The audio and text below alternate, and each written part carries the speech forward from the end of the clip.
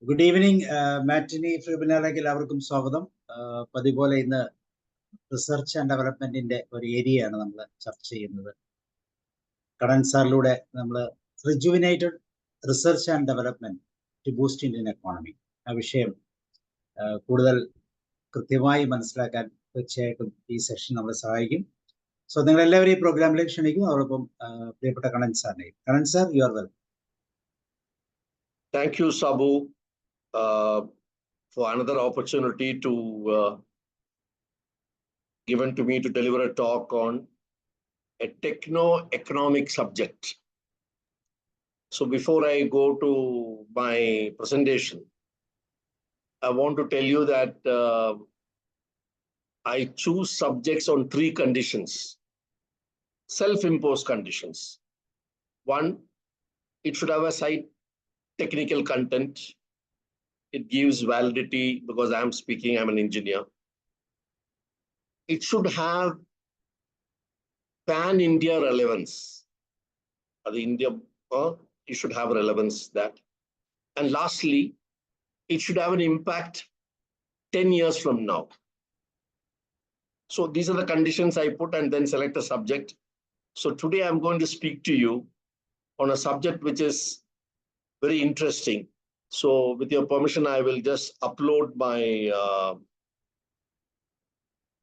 share. I upload my presentation. Are you able to see it? Yes, sir. Yes. Okay.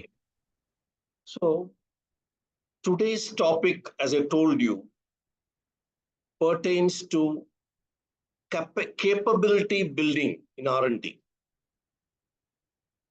to boost our economy. Now, capability building of a country can be considered in many sectors. You can talk about economic capability, you can talk about military capability, you can talk about capability in human resources, education, healthcare.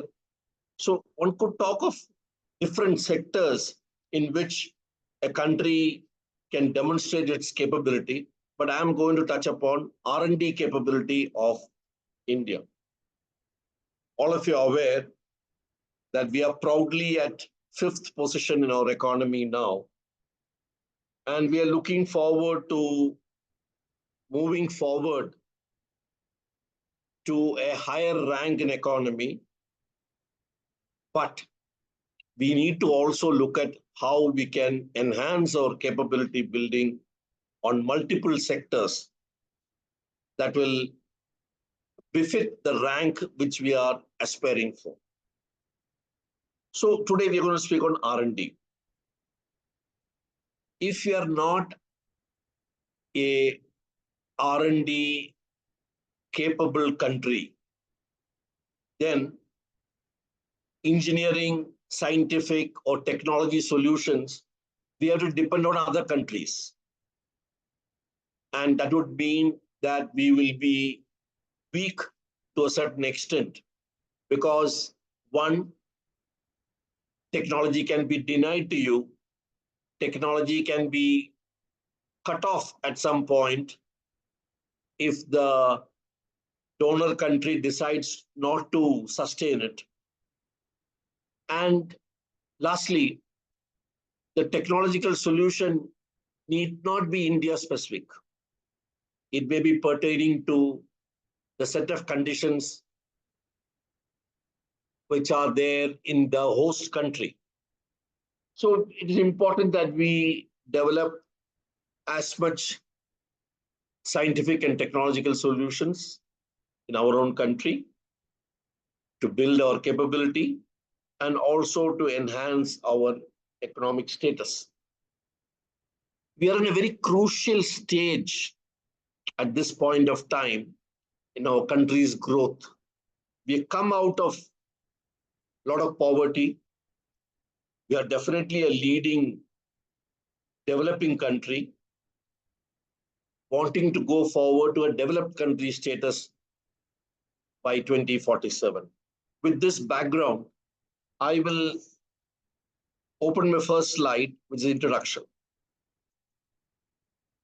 I told you, we are aspiring to become the third biggest economy. But this economic growth which we are seeking needs to have employment potential. This is a very critical aspect for India because we are the most populous country in the world. We've got a large number of population and we have a very high number of youth. So therefore, we need to look at this growth which should happen should match with employment potential. Second point. Today, our exports are less than imports. There's a 15% gap between exports and imports. We need to get our exports more than our import level. So we should look at new products, new services, which of course the R&D efforts have to be put in those areas. So this is a second requirement. Third, when you bolster the R&D agencies to develop which are industry-ready products or industry-ready services, we should make sure that we are able to fund them and also bring a very high level of collaboration between industry and academia. So R&D agencies have to align themselves with major national objectives. And today our two major national objectives, if I have to count one and two major national objectives are: one, increase employment; second, control carbon emission. These are two important things which we have to achieve. So every new product, every new service which we are trying to create in the country and export it also, we should make sure these two twin conditions are met. So all R&D projects need to be analyzed before giving a go-ahead from two aspects. The end objective, I told you, increase employment and control carbon emission. But they need to be looked at what is the basic research required and what is the applied research required. These are two types of research. So two major types of research. There are some more types of research, but we'll restrict only to basic and applied research. So let us see what it is. First is basic research. It pertains to knowing more about improving knowledge in life sciences, agricultural sciences, and chemical, physical sciences, earth sciences, mathematics. They are not linked to a product. Basic research is not linked to a product, but it looks at the science of it. And there are many institutions in India which are doing basic research. I'll just show a list. The Basic Research Indian Institute of Science from 1909, Indian Agricultural Research Center, Tata Institute of Fundamental Research, Raman Research Institute, Aryabhatta, like that, BARC, and etc. So we have to look at these basic research centers and accordingly allocate them if our new product requires some basic research. The second type of research is applied research. This is a systematic, organized way of improving the existing service or improving the product or practice through engineering and technology. So I have introduced three new words to you. Three new words means three new words which are related to each other: science, technology, and engineering. So I will try to differentiate you just for your benefit. So it can be a good takeaway for you. What's the difference between a science, engineering, and technology? Science is essentially pertaining to why things work. Why is the sky blue? Why does a setting sun look red? How does an object which is released from a height fall to the ground, and with what speed? These are all science. And engineering pertains to how things work. They use the science and generate applications and then say, this is how it will work. This is how a generator works to produce electricity, even though the science related to it is in magnetism. And engineering is converting that knowledge into a product and is making it available to us based on how things work. While technology corresponds to an improvement or a new tool which has been created to realize higher efficiency or higher productivity or safety or wider integration, enhanced knowledge, all these are corresponding to the role of technology. So science is why things work, engineering is how things work, and technology corresponds to an improved tool, improved mechanism by which you can be more efficient and more safe while you're operating this. So just remember this, it's very important, the difference between science, engineering, and technology. So let us look at how R&D is managed in India now. First is there's an R&D organization in India. Some are under government, some are under universities, some are under state governments, some are under private sector, some are multinational companies. Examples are given in the slide, but all the work is coordinated by Department of Science and Technology, which comes under Ministry of Science and Technology. And presently, the Minister of Science and Technology reports to the Prime Minister. Normally, the Minister in PMO looks after science and technology. And they allocate funds to the various organizations. It can be for labs in government, universities, private sector, etc., through a technology development board. This is the structure which has been working, I think, for the last 30 odd years. Before that, there was a small change, which has been changed by including a technology development board. And if you look at recent past, 2021, 43% of the money which is given goes to government labs. Private sector gets about 36%, state gets about 6%, like that. So this is the way the money is normally around this figure. It is distributed. Nearly half is with government labs. And today, this year, the expenditure is around 5,000 crores, right? In 23-24. If you look at how India spends this money, 31% goes to defense, that is DRDO labs. Space takes about 19%. Now, I would like to correct you. This is for R&D in space.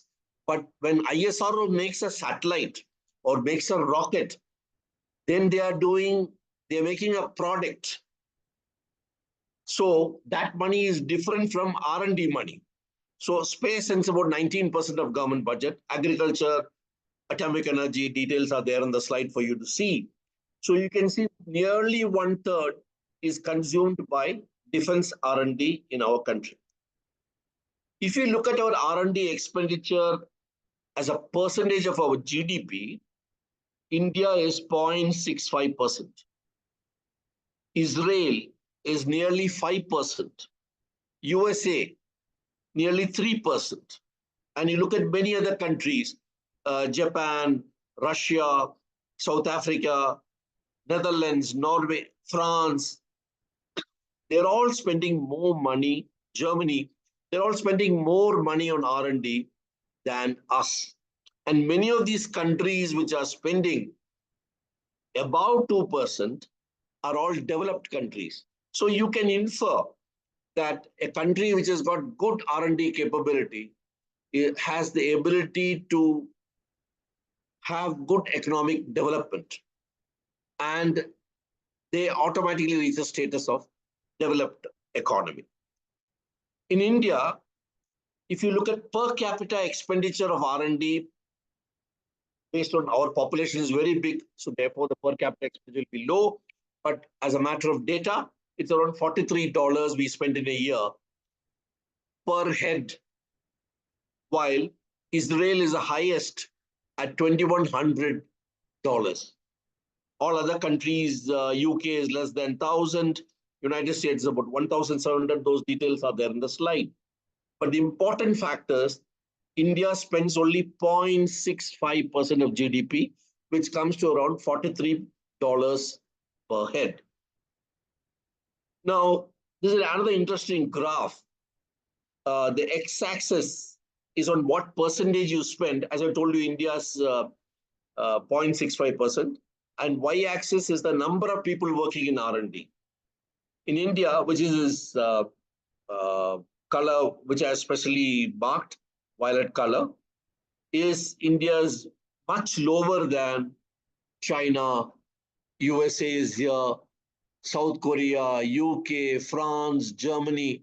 They're all spending more, and there are more people working on it. In India, we are spending less.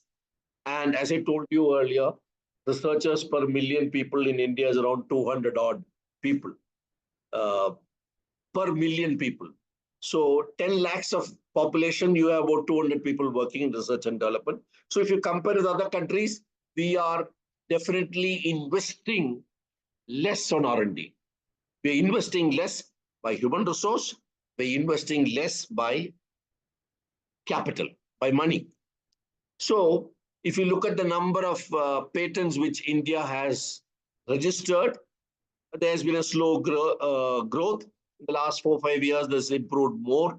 But if you look at more details, many of these patents registered in India are based on foreign companies doing R&D in India. It's a very important factor.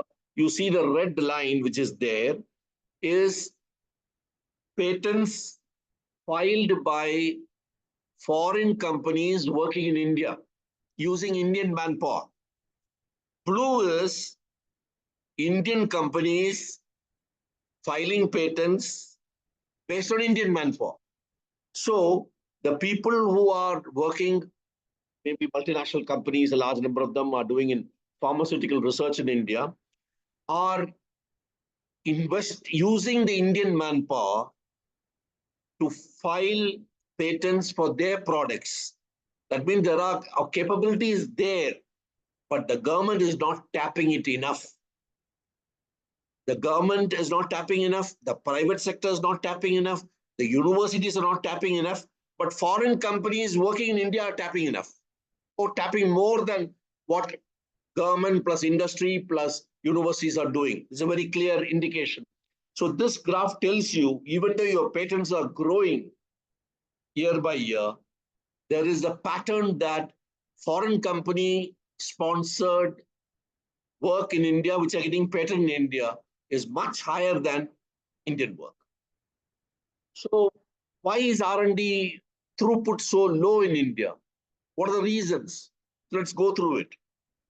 First of all, it is weak alignment, I would say, of R&D tasks with national objectives. What does the government want on India's major national objectives? As I told you earlier, the present objectives need to be employment, skilling, and carbon emission control, because carbon emission control is a contribution we have to make for climate control. So these are the three major, you can list some more, but I have selected the first three as per my analysis. Weak alignment. The R&Ds are not aligning to these. Infrastructure is less. Research culture is also weak in India. There is more of what is seen on the paper than what is actually seen on the ground. I'll come to that a little later. There's very low collaboration between academia and industry. That is very, very evident. The universities are not participating in research as much as they should. Government spending, I've already told you, less than 1%. Corporates want only result-based research and not basic research. They say you generate a new product, then we'll take it forward. It's good for their business. but basic research somehow are not appealing to private sector. There are only 26 companies in India which list in the top 2005 countries in the world based on spending on R&D. Less than 1% or just about 1%. We have companies which are investing in R&D in the whole world. Our quality of education also is not empowering or enhancing the knowledge of the student. There is no Indian university in the top 300 universities undertaking R&D. It is not there. So there are many universities which may be doing R&D, but they don't figure in the top 300 in the world. Better jobs outside. There's a natural brain drain from our country, and good people, talented people leave our country. So these are the main, and of course, state governments, they're not inspired by R&D. It is not there. It is there in the concurrent list, but they don't invest much in R&D. That is what the data shows. So let us see why India should rejuvenate the R&D, why India should enhance the capability in R&D. Why does India require desperately now? The first thing is we have to transit from fifth economy to third economy. And when you go to that rank, that journey has to simultaneously witness many other developments. First is we have to have our exports more than imports. That means we have to come with new products, new services, which other countries want from you. We have to have a higher employment, as I told you earlier, and our compliance to carbon emission. These have to be met. Then only we are able to go up in the rank. Otherwise, we will find just by GDP alone, you will not go to a developed status much later. If you look at our immediate engineering challenges, and I'm talking about engineering challenges, we want to manufacture semiconductors. We want to manufacture solar panels, which are very important for renewable energy because we can't burn coal as much as you want because of carbon emission. We want to make wind turbine, and recently, about 10 days back, offshore wind platforms have been approved. So we have to make wind turbines which will operate on land as well as in the sea. The sea, the wind force is much more, so the turbines are a bit stronger. All this requires some material, some design capability, some development capability. We need to get EV batteries in the country if you want to go away from petrol and diesel and reduce carbon emission. So in all this, you find there's a common thread coming for basic research. Semiconductor, solar panel, wind turbine, EV batteries. And I'll go a little further. We also want thorium-based nuclear reactors for reducing the amount of coal you're burning for power. All this point to our consolidating our capability in mining and metallurgy. We need to ensure that our capabilities are significantly enhanced in mining and metallurgical sector, which will make sure all the elements all the minerals which are required for semiconductors and solar panels and batteries and turbines and thorium fuel, etc., they are able to refine it and make it available in the country. Fortunately, this is also labor-intensive area. So if you look at national objectives, there is definitely a scope for government to examine mining and metallurgical sector, which will meet our twin objectives of employment, carbon emission, as well as increasing our exports and consolidating our economy. If you look at R&D in other developed countries, I'm talking developed countries, as I told you earlier, all of them are spending more than 2.5% of GDP for R&D. So there's a collaboration collaboration in the data between how much you spend and what status you have as developed or developing. So India needs to look at that. And of course, from 0.6% or 65%, we have to move up in our subsequent years. And at this point of time, it has become very, very critical by time. So what are the initiatives this government has done since 2023? Because there have been some major changes in 2023. So I'll just point out that. First is the government has formed a National Research Foundation in August 23 by a new law, new act, which is called Anusandhan National Research Foundation. Anusandhan means you aim, you dream and aim to get something new. So it is in line with National Science Foundation of USA, the structure-wise.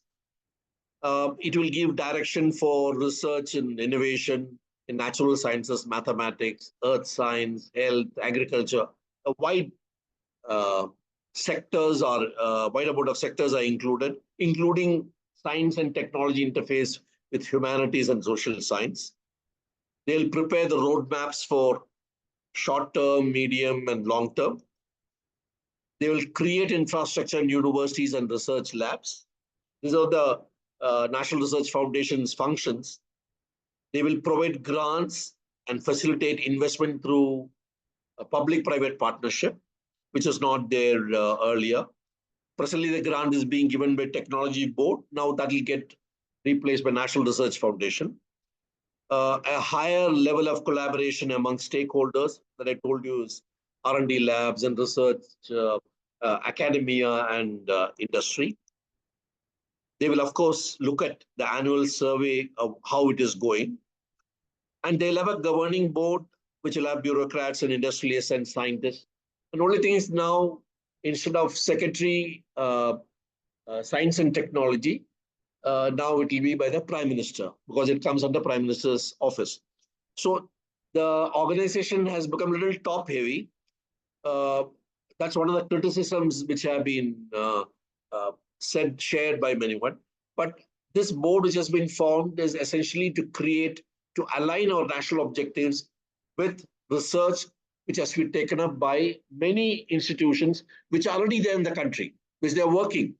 Some are government, some are private, some are in universities, but they'll be tasked through this board, and they have catered for a budget of 50,000 crores in the last 2023-24 budget for the next 5 years.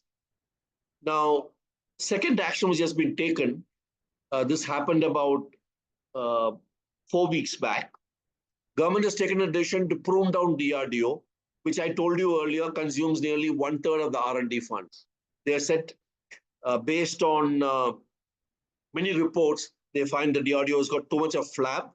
It's not efficient. It's not agile enough. The Parliamentary Standing Committee and the CAG report have said 2/3 mission critical projects are delayed by DRDO. And they've got more than 30,000 employees, but only 30% is engaged in R&D activities. There is a need to reduce the fat, reduce the expenditure. And they have been told to increase their collaboration with academia and industry. And they have been told DRDO not to pursue productionization. Now, this was actually, I have worked on this area during my naval service. I'm saying the DRDO's role stretches by another 5 years by pursuing productionization. And it keeps on changing the product, both in hardware and software. And it doesn't take a final shape which the user can get. So to bring in a very efficient handshake between the developer and the user, the government has said DRDO to stop, no more productionization. You finish with your trials and say this is what it is, and transfer the technology to the industry after the user has evaluated it. So this is what the new step which has been taken in May 2024. There have been some reactions to this from DRDO, but I think the orders are already out by September, October. These changes are likely to be brought in, and many other people who are required to be moved out of DRDO will get moved out to some other places. And as I told you, the strength lies in maximizing the collaboration. So these are the two new steps which have been taken by the government the last 11 months to improve our R&D capability. Now, let me come to my conclusions. First is we have to, as I told you, align with national missions of, we have to try to do most of it ourselves. And this will help us to have exports close the gap with imports, which are very critical. And the R&D has to come with industry-ready outcome, maybe products, maybe services. And R&D is largely taken, I told you earlier, the money is also spent in government bodies. The best talent is not attracted to these institutions. Instead, we have brain drain. So there has to be a reversal to that as well. So how the government labs are going to cope with this is not very clear. But I think with PPP model, the research fraternity will get better conditions of work. And I suppose that will attract more talent, which otherwise go to foreign countries. 50,000 crores budget I've already given, has been given, I told you. And any dearth of funds or lack of infrastructure need to be overcome by introducing technology bonds. I understand the government is looking at how to get more investment, more participation by industry, by introducing technology bonds, and also the triple P model for financing it. With all this rejuvenation, a vibrant profession NRF may be able to galvanize the R&D. We have our own target of becoming a developed nation by 2047, which is 23 years more. And R&D cannot happen overnight. So in the next quarter century, almost 25 years, we hope that many of these lacunae, which I have listed out earlier, will get resolved, and we will have a very high capability built in our R&D. I had also mentioned some of our immediate requirements point towards mining and metallurgical sector, which needs to be looked at with some urgency. There are some engineers in this audience, and they will bear with me when I say metallurgy field has not been attracting good talent in our country. I remember the choice of engineers way back in 70s, and which continued on till almost 2000, is that they preferred more of computers or electronics and, of course, mechanical. But metallurgy never came in the first 5-6 choice for engineering graduates. And therefore, even our universities have not really consolidated their knowledge in metallurgical field, except in 1 or 2 IITs where BTech is being offered on metallurgy. So this is an important area which the government needs to focus upon, and also the academic institutions. With this, I come to the end of my presentation. Thank you very much, ladies and gentlemen. Jai Hind. Thank you, sir. Thank you very much. I'm stopping share. I made it a very short presentation this time. Yes, yes. തീർച്ചയായും R&Dയുടെ ഇമ്പോർട്ടൻസിനെ കുറിച്ചാണ് sir സംസാരിച്ചത്. പ്രത്യേകിച്ച് ഇന്ത്യയിൽ R&D resource based ആയിട്ടും allocation based fund allocation based ആയിട്ടും comparatively മറ്റ് രാജ്യങ്ങളെ അപേക്ഷിച്ച് വളരെ കുറവാണ്. അതുകൊണ്ട് തന്നെ നമ്മുടെ റിസർച്ച് ആൻഡ് ഡെവലപ്മെന്റ് പാർട്ട് കൂടുതൽ മെച്ചപ്പെടുത്തണം എന്നുള്ള ഒരു ഡയറക്ഷനാണ് നമ്മൾ ഇതിലൂടെ മനസ്സിലാക്കുന്നത്. ഓക്കെ, ഇതിനെക്കുറിച്ച് Sreekumar sir please. Good evening.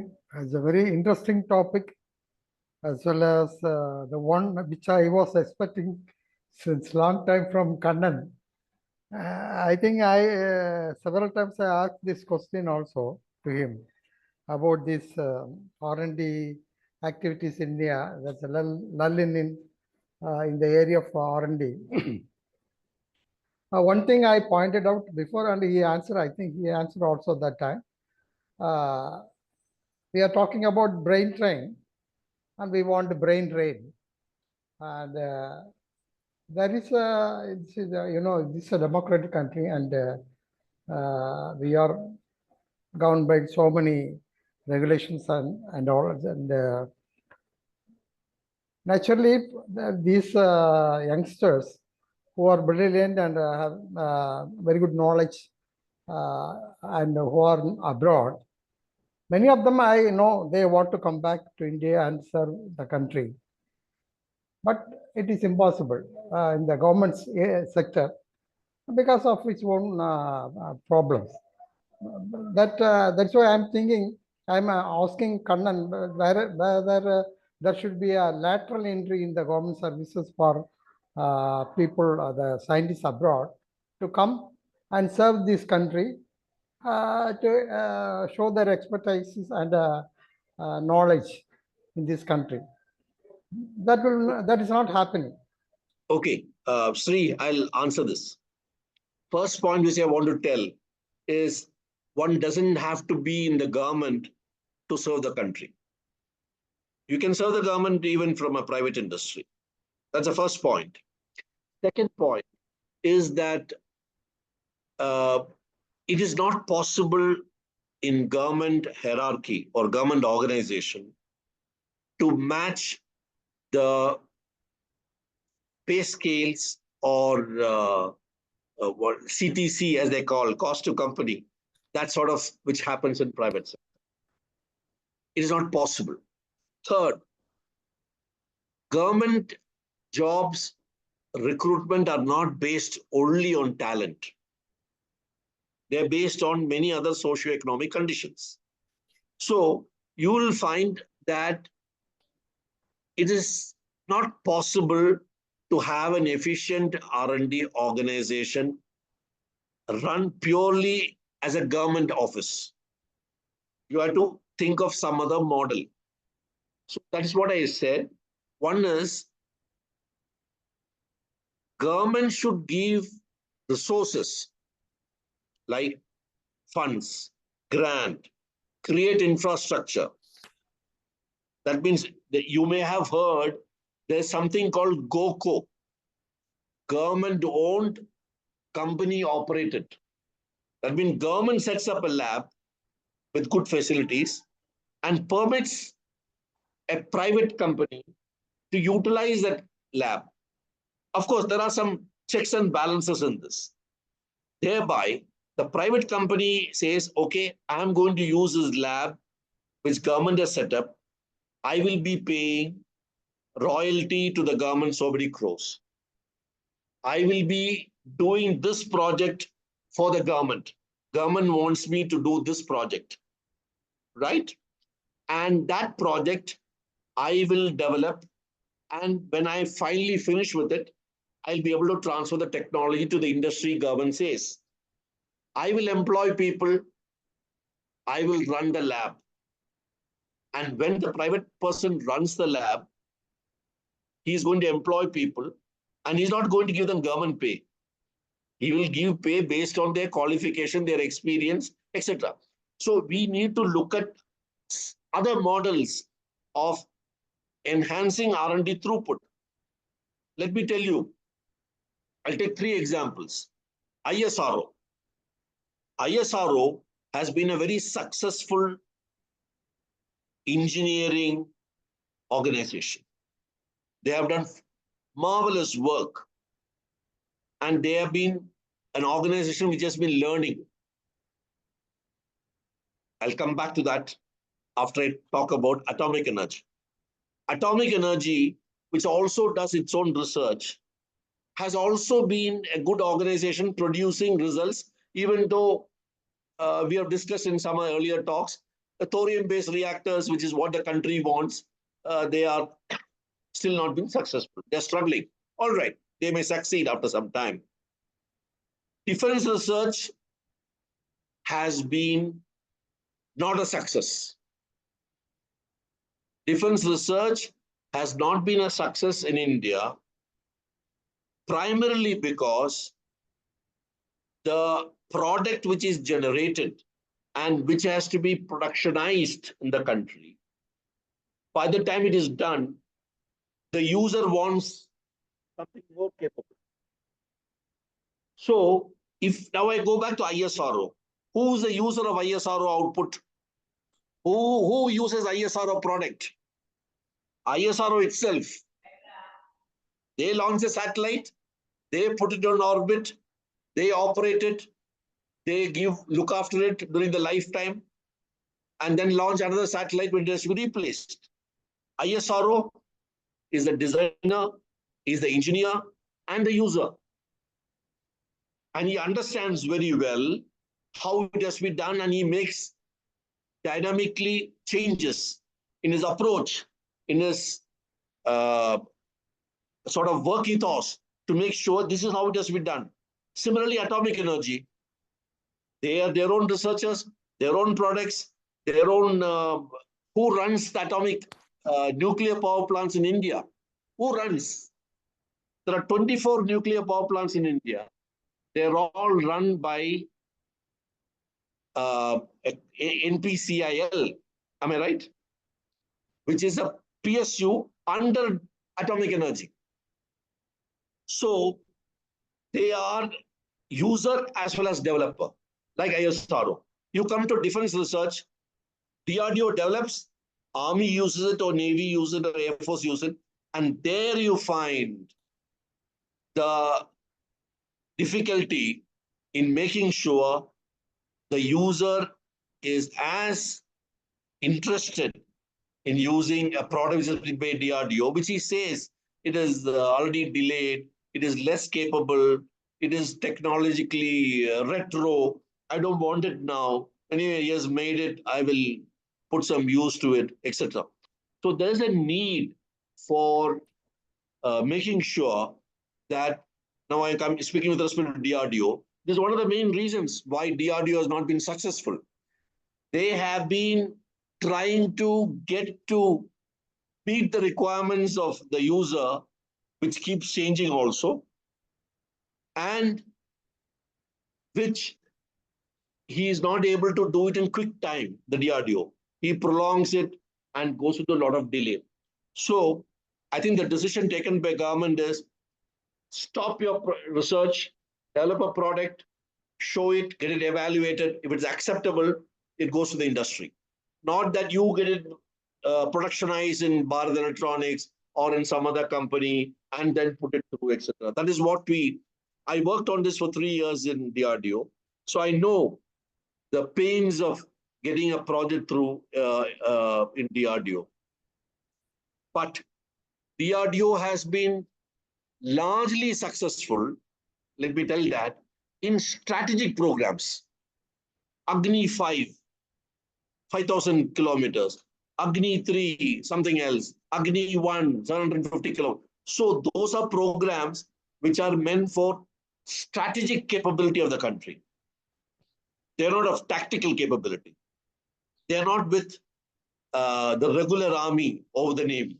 They are with some other group. So there's a better understanding of each other's requirement. Even though there are some problems, but it is relatively less. So there is a need for us to enhance our R&D capability. And I think much of it answer has to come from private industry. You said about, I showed you a graph on patents.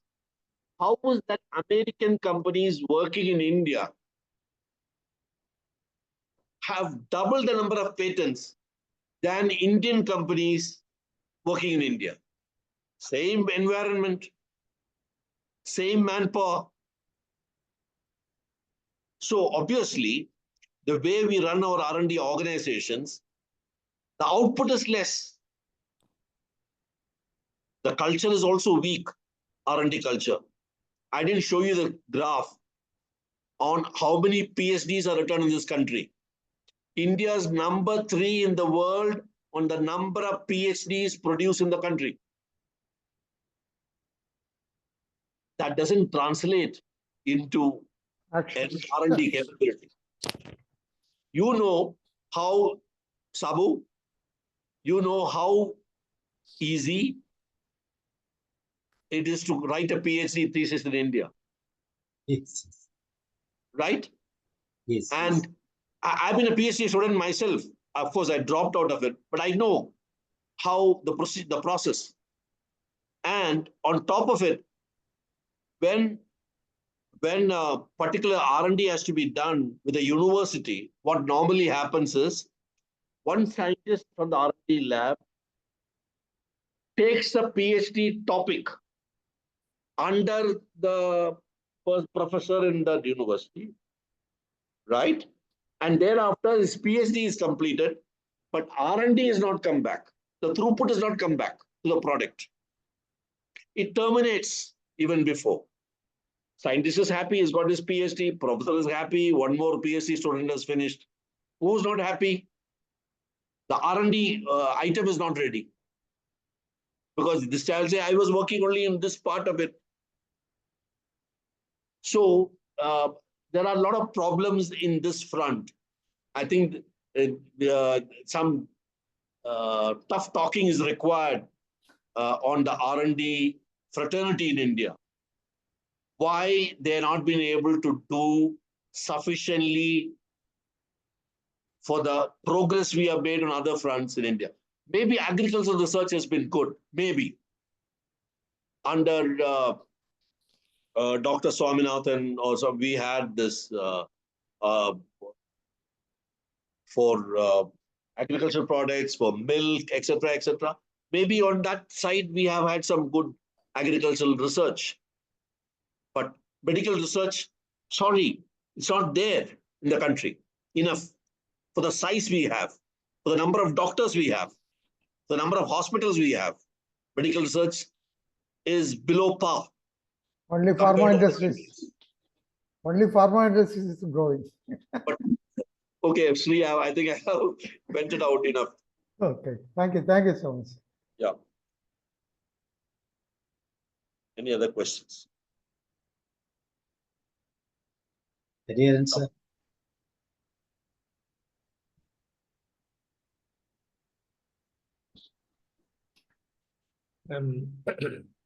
First of all, I congratulate Kannan for cut short in speech. That is opportunity for this to match the match. Yeah, I intentionally structured in such a way that I should not exceed 25 minutes, but I may have exceeded slightly about less than 30 minutes. I remember about 20-25 years back, out of 100 universities in the world, there are 2 Indian universities were there. Now I am surprised here, out of 300, none of them is there. No, 300 universities pursuing R&D. Whatever it may be. Yeah, it is. The best What I'm university telling is Indian Institute of Science in India. Similarly, even though we claim about the institutes like IIMs and IITs, they don't figure the international level to compete with others. This shows whom should be blamed. It should be blamed the people who are governing us. And regarding R&D development, Kannan may or may not agree. In most places, the R&D is the place where undesirable elements are put into place. If you don't like a person in a particular service, put him in R&D. Not only in banking sector also, you put them in development department. Because you won't be given any opportunity to show his mettle if he is not in good books. Anyway, actually, you're right, Hari, you're right. This actually has come partially from the industrial organizations.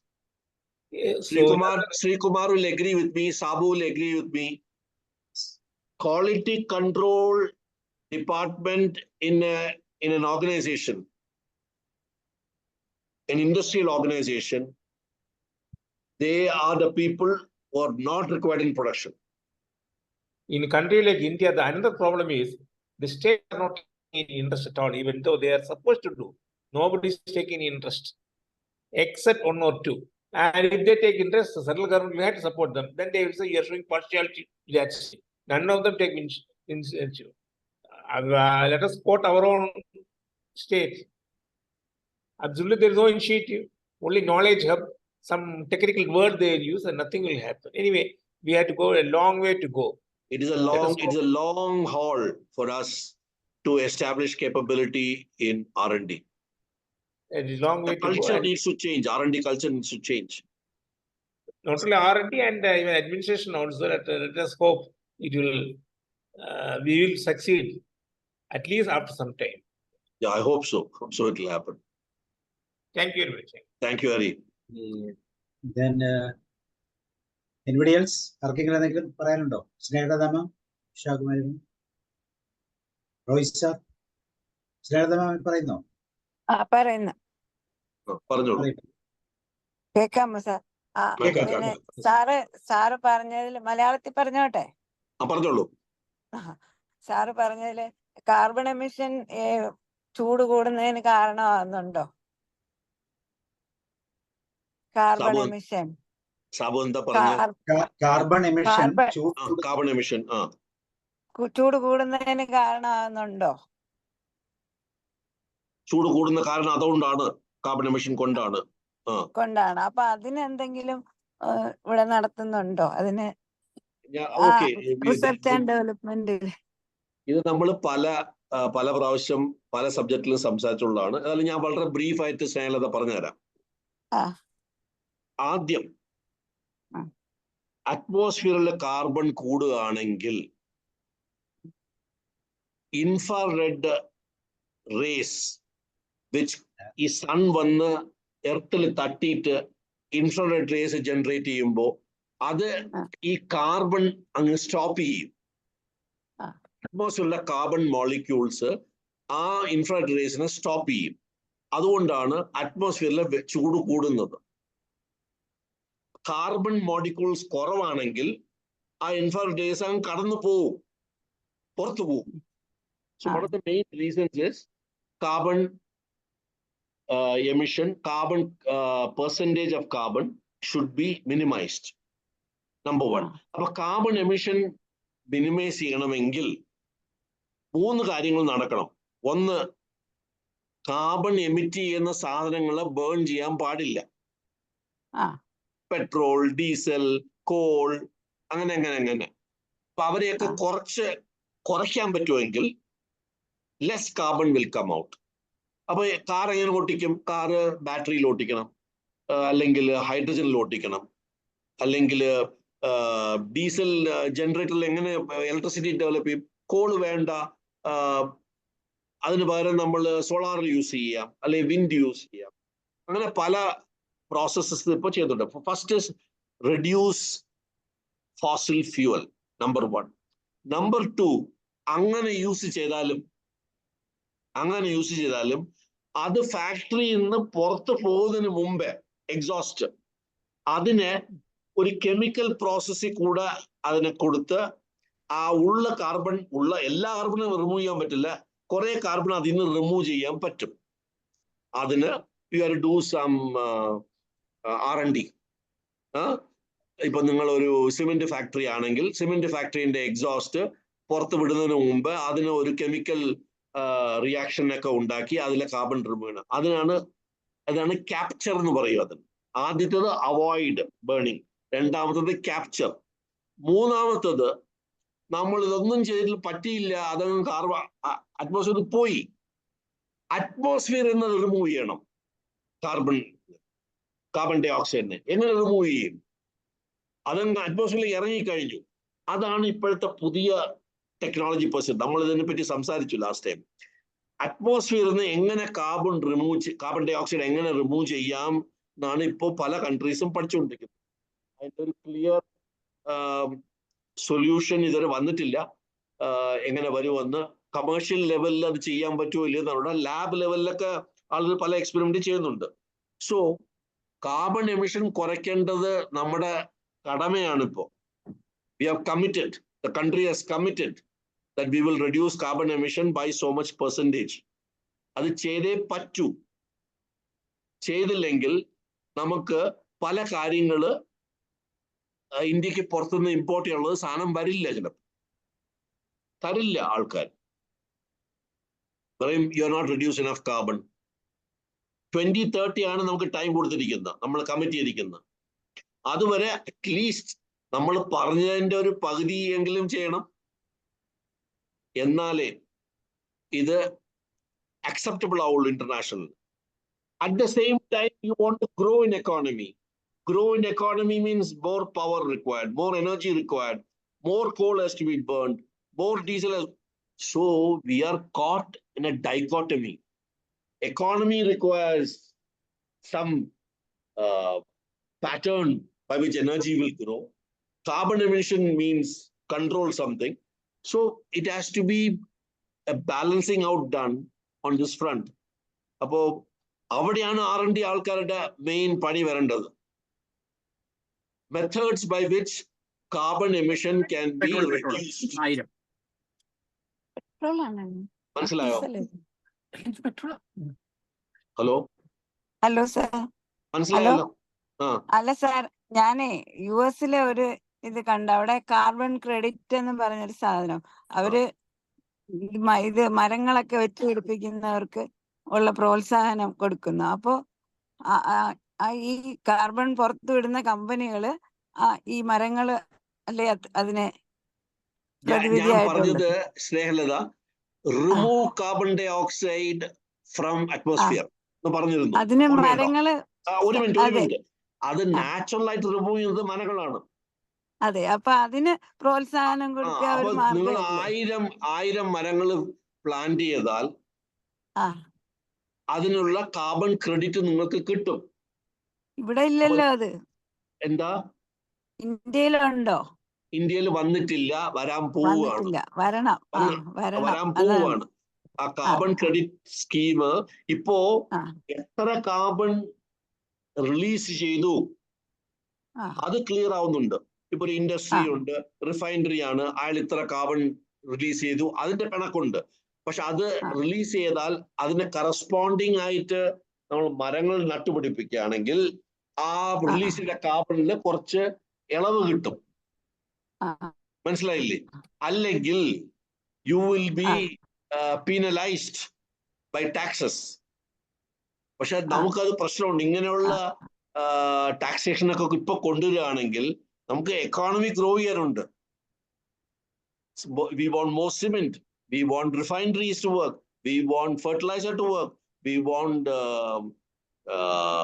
electrical power to be available. അപ്പൊ ഇതെല്ലാം ഈ requirement എല്ലാം കൂടെ ഒരുമിച്ച് വരുന്നുണ്ട് നമുക്കിപ്പോ. Because we are a developing country, we have a problem. We have to match all this. So it will take time.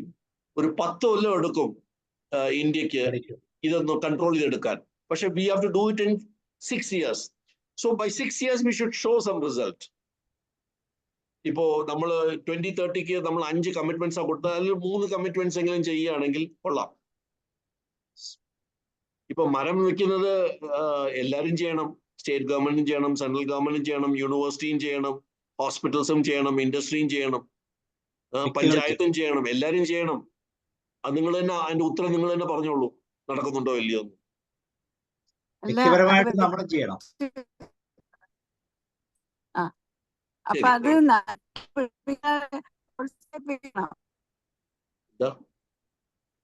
കേട്ടില്ല. നട്ടുപിടിപ്പിക്കുന്നവർക്ക് പ്രോത്സാഹനം ഉണ്ട്. അവര് ഫ്രീ ആയിട്ട് സാപ്ലിങ്സ് തരും.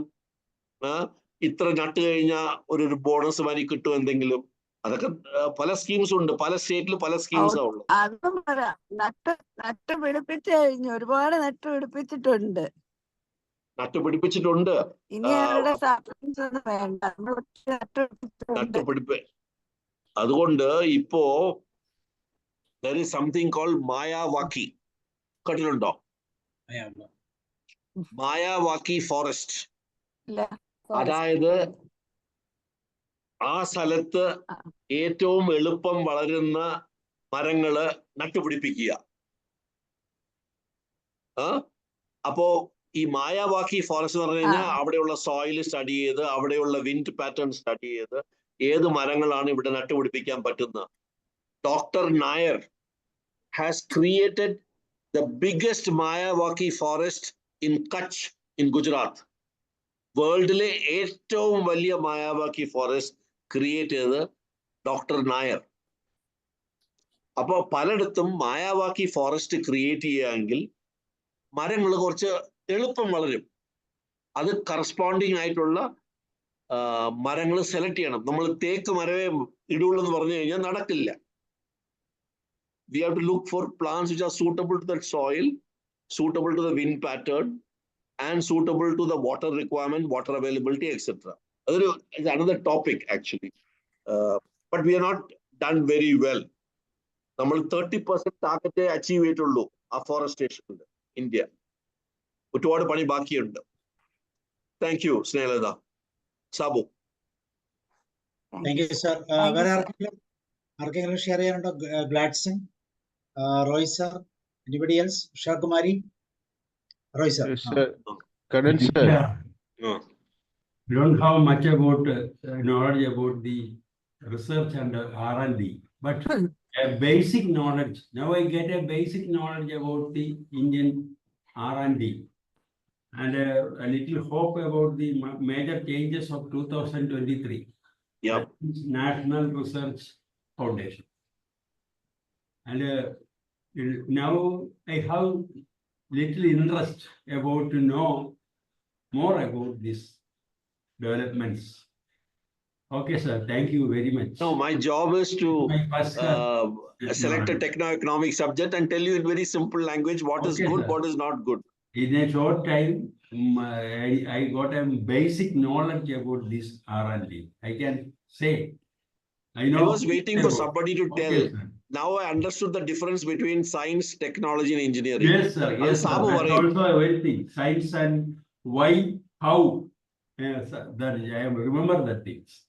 Science, engineering, and technology. That difference.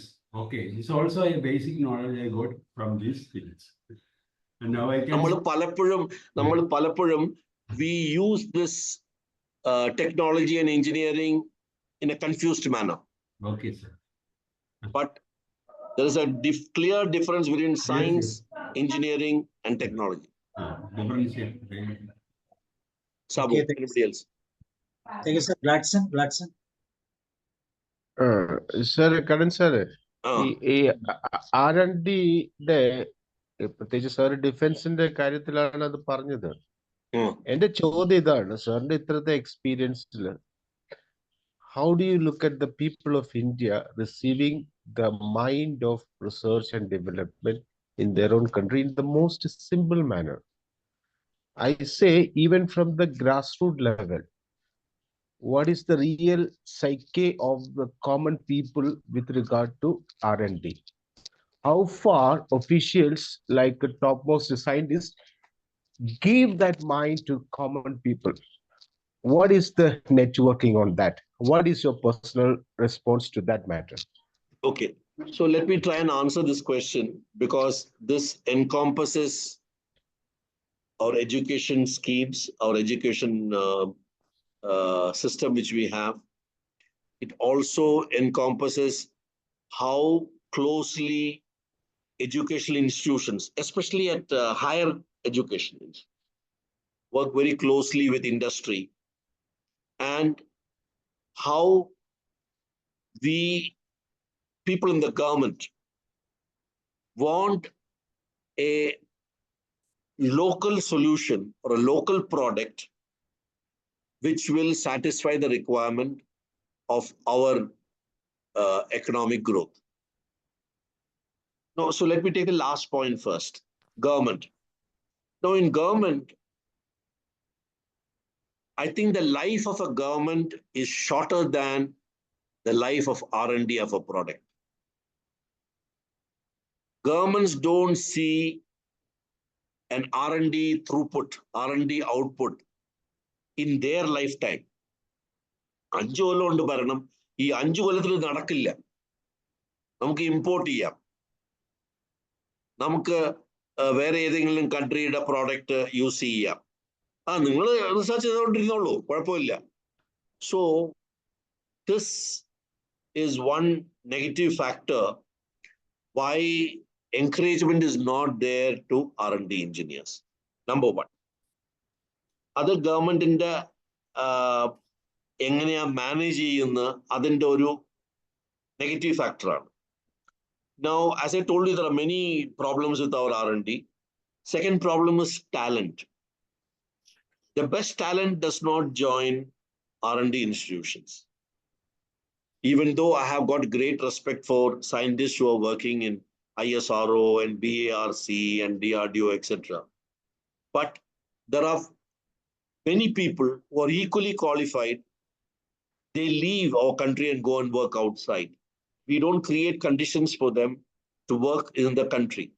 It is only many years later, when due to many other compulsions, including domestic compulsions, when they say, let's go back to our country, they voice saying, no, I think I should come back to country and work for country. No, that may be a laudable thing, but there are issues which permits free flow of our best brains abroad. So we need to find a solution. I have already discussed this thing, public-private part. As I told you about GOCO model, I told you some time back what a GOCO model is. So something like that, if you can introduce, you may find slowly some changes are happening. The third aspect which I told you about was the education institution. Educational institution, a student, and staff. Highest level of satisfaction is PhD കിട്ടിയോ, PhD സ്റ്റുഡന്റിനെ ഞാൻ guide ചെയ്തോ, അതാണ്. അല്ല ഞാൻ ഈ product ഉണ്ടാക്കി ഇതിന്റെ research ചെയ്തു ഇത് ചെയ്തു, അതല്ല. കൂടുതലും ആൾക്കാര് എങ്ങനെയാണ് PhD കംപ്ലീറ്റ് ചെയ്യേണ്ടത്, പ്രൊഫസറിന് എങ്ങനെയാണ് one more student has finished PhD, then he will say I guided 40 PhD students. What has been the contribution of all this PhD into actual research? That it does not transform into that. So there is definitely a problem in the way we see. After all, PhD is the one stage of research, isn't it? We first go through that. That may be a milestone, but many people see that as the end of it, end of their journey on research. I think that needs to change. Our generation will go past without seeing much on R&D. I'm seeing improvement R&D. ഒരു 15 കൊല്ലത്തിന് ഒരു പകുതി ജനറേഷന്റെ time പോവും ഇതെല്ലാം ഒന്ന് തിരിച്ച് കലക്കിയെടുക്കാൻ വേണ്ടി. But I think it's better that we go ahead with what we have started. Sabu. Sorry to interrupt, Kannan. Actually, the basic problem is our education policy. Why we should study Harappa and Mohenjo-daro for all the students, why they should study? The Mughal Samrajyavum, Harsha Empire, അങ്ങനെയൊക്കെ പഠിച്ചിട്ട് എന്താ, what use it? അത് പഠിക്കട്ടെ, let historians study it. Why all the students should study all, cover all subjects? അത് ഒരു useless exercise ആണ്. അത് education പോളിസിയിൽ വളരെ മാറ്റം വരണം. എന്തിനാ ഇത് എല്ലാം കിടന്ന് പഠിക്കേണ്ടത്? Okay, certain level of class, 5ാം ക്ലാസ്സോ അല്ലെങ്കിൽ കൂടിപ്പോ ഒരു 8ാം ക്ലാസ് വരെ. അതിനുശേഷം വൊക്കേഷണൽ ക്ലാസ്സസ് വരണം, വൊക്കേഷണൽ ഇത് വരണം, കരിക്കുലം വരണം. They have to start from the beginning. Internship വരണം, പകുതി ക്ലാസ് പകുതി ഇന്റേൺഷിപ്പ്, ഇങ്ങനെയുള്ള രീതിയിൽ പോയാലേ we can go around. I totally agree with you, Sri. I told you in one of our challenges is skilling. We are not been able to get our education policy integrated with skill development programs are not worked out well. It's a serious issue. I think something needs to be done to make sure that we have better output. Sure.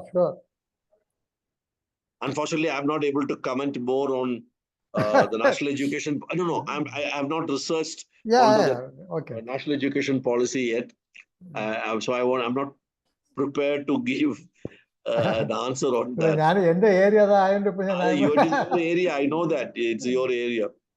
സാറേ ഒരു സംശയം ചോദിക്കട്ടെ, നമ്മുടെ ഇസ്രായേലിനെ research and ഡെവലപ്മെന്റിന്റെ കാര്യം പറഞ്ഞപ്പോൾ അത് വളരെ മുന്നിലാണ് നിൽക്കുന്നത്. അപ്പൊ അതുമായിട്ട് കമ്പയർ ചെയ്യുമ്പോൾ അല്ലെങ്കിൽ അതെന്തായിരിക്കും അതിന്റെ ആ ഒരു പ്രോസസ് എന്ന് നമുക്കൊന്ന് ചിന്തിക്കാൻ പറ്റും? That's a good point which you said. Why is Israel so much ahead in R&D? And if you look at their budget allocation, if you look at the number of people working per million people, phenomenally high. The R&D culture in that country has definitely been, with respect to India, few steps ahead. One, I think that country has faced the toughest challenge of survival. Yes. Okay. And that is one of the main reasons for them to look inward for strength. Either try and get strength from within you. നമ്മുടെ രാജ്യത്ത് നമ്മൾ തന്നെ ചെയ്ത് ഒരു solution കണ്ടുപിടിച്ച് R&D വെച്ച് ചെയ്ത് ആ ഒരു ഡിസയർ, ആ ഒരു drive, no easy option of പോയി പുറത്തുനിന്ന് ഒരു ആർമമെന്റ് വാങ്ങിച്ചു ഓർ വേറെ എന്തെങ്കിലും കേപ്പബിലിറ്റി എൻഹാൻസ് ചെയ്യാൻ വേണ്ടി ഒന്ന് വായിച്ചു. That I think we have followed that for decades. In fact, if you look at the graph of growth of R&D in basic sciences, life sciences or agricultural sciences, if you look at it, we're not done well in basic research in our country. We know about scientists like C.V. Raman, right? We know mathematicians like Ramanujam. We've seen in 1960s Homi Bhabha, Vikram Sarabhai. They're all outstanding scientists. I don't know how many scientists of that caliber have grown, have worked in this country after that.